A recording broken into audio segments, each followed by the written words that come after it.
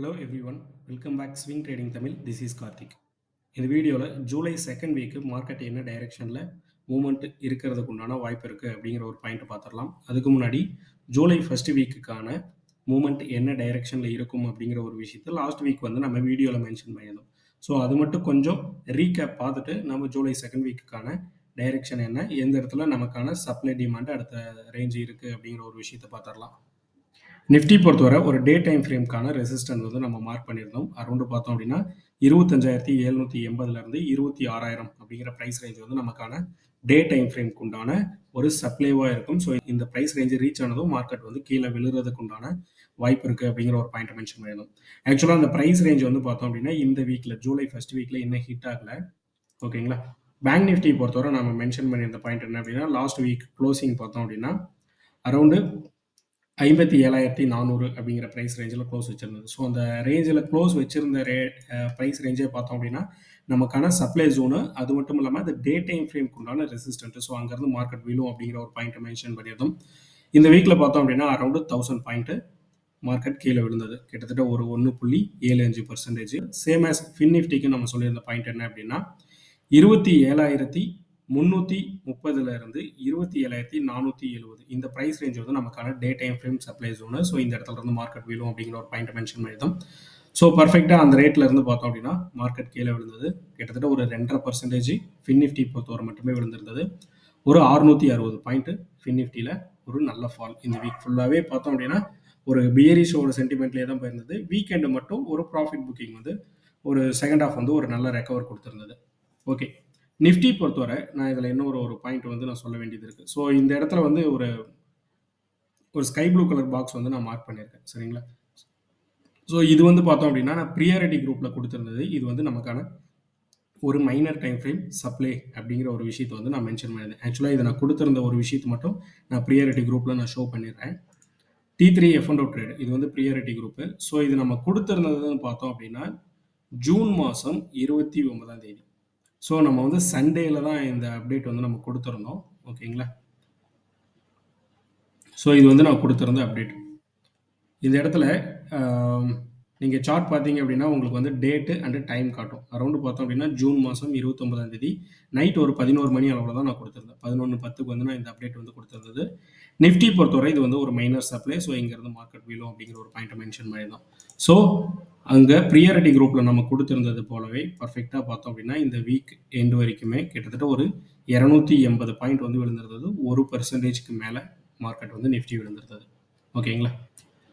Next அதே போல் நான் வீடியோவில் சொல்லும் போது இன்னொரு பாயிண்ட் மென்ஷன் பண்ணியிருந்தேன். இன்ட்ராடேயில் எதாவது ப்ளே பண்ணுறதுக்கு உண்டான வாய்ப்பு இருந்ததுனாலோ அல்லது மைனர் ஏதாவது சேஞ்சஸ் இண்டெக்ஸில் இருந்தது அப்படின்னாலுமே நான் டெலகிராம் சேனலில் அப்டேட் பண்ணுறேன் அப்படிங்கிற ஒரு பாயிண்ட் மென்ஷன் பண்ணியிருந்தேன். ஸ்விங் ட்ரேடிங் தமிழ் இது வந்து நம்மளோட பப்ளிக் குரூப் தான். ஸோ இதில் வந்து நீங்கள் ஜாயின் பண்ணுறதுனா தாராளமாக பண்ணிக்கோங்க. வீடியோவோட டிஸ்கிரிப்ஷனில் லிங்க் இருக்குது. இந்த குரூப்பில் வந்து பார்த்தோம் அப்படின்னா இண்டெக்ஸில் ஏதாவது ட்ரேட் பண்ணுறதுக்கு உண்டான வாய்ப்பு கிடைச்சது அப்படின்னா அந்த பாயிண்ட் எல்லாமே நான் வந்து அப்டேட் பண்ணிட்டு இருக்கேன். ஆக்சுவலாக இது வந்து பார்த்தோம் அப்படின்னா நிஃப்டிக்கு உண்டான ரேஞ்ச் வந்து நம்ம கொடுத்துருந்தோம். அரௌண்டு 25,340 25,358 இது வந்து நமக்கான ஒரு டிமாண்ட் ஜோனு. இங்கேருந்து பவுன்ஸ் இருக்கும் அப்படிங்கிற ஒரு பாயிண்ட் தான் நான் ஏரோ மார்க் கொடுத்துருந்தேன். இது ஆக்சுவலாக கொடுத்துருந்ததுன்னு பார்த்தோம் அப்படின்னா இந்த ப்ரைஸ் ரேஞ்சு ரீச் ஆகிறதுக்கு முன்னாடி நம்ம கொடுத்துருந்தோம். ஸோ பர்ஃபெக்டாக அந்த ப்ரைஸ் ரேஞ்சு டச் ஆனோடனே இன்னைக்கு பவுன்ஸுமே கொடுத்துருந்தது. அரௌண்டு பார்த்தோம் அப்படின்னா ஒரு 120 பாயிண்ட் பக்கம் மூவ்மெண்ட் கொடுத்துருந்தது. நெக்ஸ்ட் வந்து பார்த்தோம் அப்படின்னா ஜூலை 2ஆம் தேதி இந்த பப்ளிக் குரூப்லேயே நான் இன்னொரு அப்டேட்டுமே கொடுத்துருந்தேன். நிஃப்டியை பொறுத்தவரை ஒரு மைனர் சப்போர்ட் ரேஞ்ச்.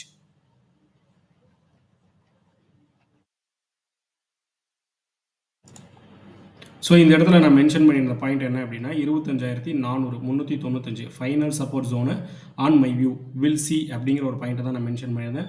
ஸோ இந்த ப்ரைஸ் ரேஞ்சு பார்த்துக்கோங்க 25,395 25,412 இப்போ 400 இந்த ப்ரைஸ் ரேஞ்சு தான் நான் மார்க் பண்ணியிருந்தது. ஸோ நிஃப்டி பொறுத்தவரை பர்ஃபெக்டாக அந்த ஜோனில் சப்போர்ட் எடுத்துகிட்டு பவுன்ஸ் ஆனது கிட்டத்தட்ட ஒரு 170 பாயிண்ட் வந்து பவுன்ஸ் கொடுத்துருந்தது. 0.68% வந்து மூவ்மெண்ட். ஸோ இது மாதிரி ஏதாவது சேஞ்சஸ் இருந்தது அப்படின்னா நான் வந்து பப்ளிக் குரூப்பில் தான் அப்டேட் பண்ண முடியும். வீடியோவில் நம்ம சொல்லக்கூடிய பாயிண்ட் வந்து பார்த்தோம் அப்படின்னா மேபி அந்த டார்கெட்டோ அல்லது அந்த ரேஞ்சோ கம்ப்ளீட் ஆயிடுச்சு அப்படின்னா நான் நெக்ஸ்ட் வீடியோ போடுற வரைக்கும் வெயிட் பண்ண தேவையில்லை. டெலகிராம் சேனலில் ஜாயின் பண்ணிட்டீங்க அப்படின்னா நான் இன்ட்ராடேயில் ப்ளே பண்ணுறதுக்கு உண்டான வாய்ப்பு இருந்தாலுமே அதில் அப்டேட் பண்ணுவேன். சேம் ஆஸ் பார்த்தோம் அப்படின்னா ஏதாவது டைரெக்ஷனல் இப்போ வீடியோவில் கொடுக்கக்கூடிய டைரெக்ஷனல் சேஞ்சஸ் ஏதாவது இருந்தது அப்படின்னாலுமே நான் அப்டேட் வந்து பண்ணுவேன். ஓகேங்களா. ஸோ நெக்ஸ்ட் இன்னைக்கு வந்து ஒரு இமேஜ் வந்து நான் ஷேர் பண்ணியிருந்தேன். காலையில் வந்து நீங்கள் பார்த்துருப்பீங்க. மிட் கேப் வந்து கீழே விழுந்ததுக்கு உண்டான அப்டேட். ஸோ இது வந்து பார்த்தோம் அப்படின்னா இப்போ இந்த வீக் தான் வந்து பார்த்தோம் அப்படின்னா F&Oக்காக தனியாக ஒரு குரூப் வந்து கிரியேட் பண்ணியிருந்தோம் ஆக்சுவலாக. சரிங்களா? ஸோ இதில் நம்ம கொடுத்துருந்த அப்டேட் நிஃப்டியை பொறுத்தவரை எந்த ஜோன்ல இருந்து ஃபால் இருக்கும் அப்படிங்கிற ஒரு பாயிண்ட்டு. ஸோ நிஃப்டி காலையில் ஓப்பன் ஆகிறதுக்கு முன்னாடி இதெல்லாம் ப்ரீ மார்க்கெட்லேயே நம்ம கொடுத்துருந்த அப்டேட். மார்னிங் பார்த்தோம் அப்படின்னா 9:03க்கே நம்ம இது கொடுத்துருந்தோம். சரிங்களா? ஸோ கொடுத்த இந்த ரேஞ்சு பர்ஃபெக்டாக ஹிட் ஆனது. மார்க்கெட் அந்த இடத்துல இருந்து ஒரு 70-80 பாயிண்ட் வந்து கீழே விழுந்தது. நெக்ஸ்ட் இந்த ரேஞ்சுக்கு மேலே நம்ம மார்க் பண்ணியிருந்த ரெசிஸ்டன்ட் ஜோன் பார்த்தோம் அப்படின்னா 25,577 எக்ஸாக்டாக பார்த்தோம் அப்படின்னா பைசால தான் டிஃப்ரெண்ட் நமக்கான ஜோனு.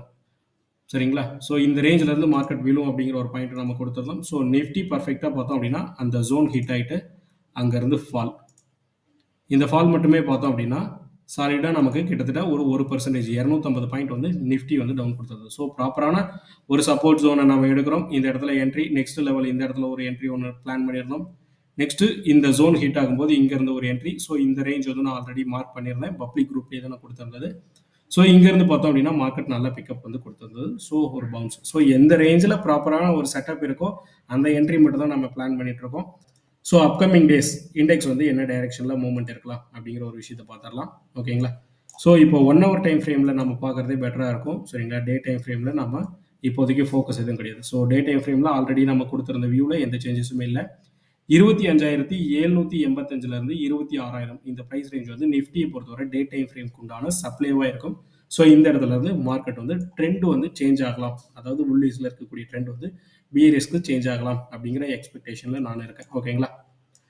ஸோ நிஃப்டியை பொறுத்தவரை இமீடியட் ரெசிஸ்டண்ட்டாக நமக்கு ஆக்ட் ஆகக்கூடிய ஜோன் பார்த்தோம் அப்படின்னா 25,480லேருந்து 489. ஸோ இந்த ஒரு 10 பாயிண்ட் இருக்கக்கூடிய ஜோனு 1 hour டைம் ஃப்ரேமில் நம்ம சார்ட் கொடுக்குறோம். ஸோ 1 hour டைம் ஃப்ரேமில் நம்ம அனலைஸ் பண்ணுறோம் அப்படின்னா நம்ம பெட்டர் 5 minutesல கன்ஃபர்மேஷன் பார்த்தா போதுமானது. கன்ஃபர்மேஷன் ரிலேட்டடாக ஆல்ரெடி நான் வந்து ஒரு வீடியோ போட்டிருக்கேன். ஸோ அந்த வீடியோ நீங்கள் பார்த்துருப்பீங்கன்னு நினைக்கிறேன். பார்க்காதவங்க அகைன் செக் பண்ணி பார்த்துக்கோங்க. சரிங்களா? நமக்கான ரெசிஸ்டன்ட் இமீடியட்டாக ஆக்ட் ஆகக்கூடிய ப்ரைஸ் ரேஞ்சு இந்த ரேஞ்ச். ஓகேங்களா?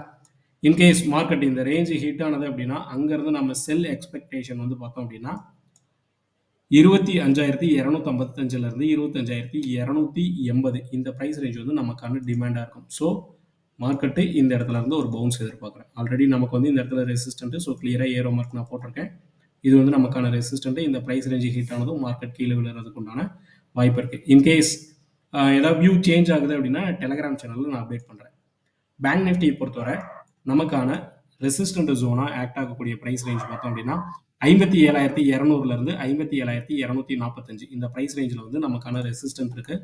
ஸோ இங்கேருந்து மார்க்கெட் கீழே விழுறதுக்கு உண்டான வாய்ப்பு இருக்குது. ஸோ இன்கேஸ் இந்த ரேஞ்சை பிரேக் ஆனாலுமே நமக்கான டே டைம் ஃப்ரேம் ரெசிஸ்டன்ட் டாப்ல இன்னமும் ஆக்டிவ்ல இருந்துகிட்டே தான் இருக்குது.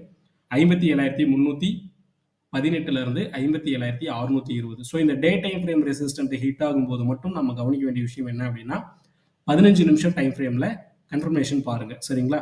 ஸோ இந்த ஜோனில் வந்து நமக்கு 5 minutes கன்ஃபர்மேஷன் கிடைச்சா போதுமானது. ஏதாவது ஒரு கேண்டில்ஸ்டிக் ஃபார்மேஷன் நீங்கள் ரிவர்சலுக்காக ஃபாலோ பண்ணிட்டு இருக்கீங்க அப்படின்னாலுமே அதை ஃபாலோ பண்ணலாம். இல்லை அப்படின்னா நான் எப்படி கன்ஃபர்மேஷன் பார்க்கணும் ஹெக்கினாசியில் அப்படின்னு சொல்லிட்டு ஆல்ரெடி ஒரு வீடியோ போட்டிருக்கேன்.